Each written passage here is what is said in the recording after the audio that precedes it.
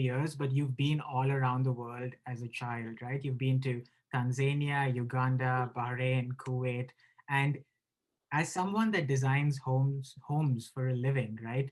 Your idea of home has constantly been changing and evolving.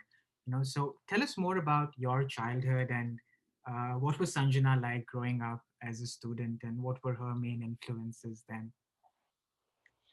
That's I mean, you touched on like the biggest I guess how I summarize how I grew up is that I just moved around a lot. And growing up, I didn't like that at all. It's very daunting to start a new school, like, make your place in a new school and stuff like that. But now I look back at it and I just feel like I should have treated it like an opportunity almost, because I got to see and experience so much that you really can't when you're just like traveling to places. Like what drew me to interior design, for example, I can trace back to moving around so much and not having this idea. Like, people grow up in one house their entire life. I never had that, but I still had this very strong feeling of home no Mm, matter where um, I was.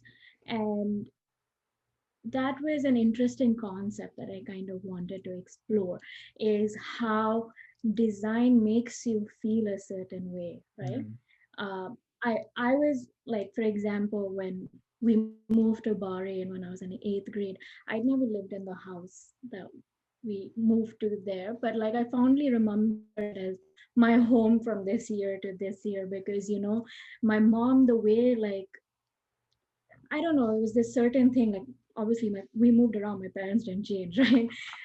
It just felt like desi- while the design of the house didn't have anything to do with my home, mm, um, a lot of the things that my mom did and carried around with her made it feel like home, mm, which got me thinking of what other ways does design affect your life. Like,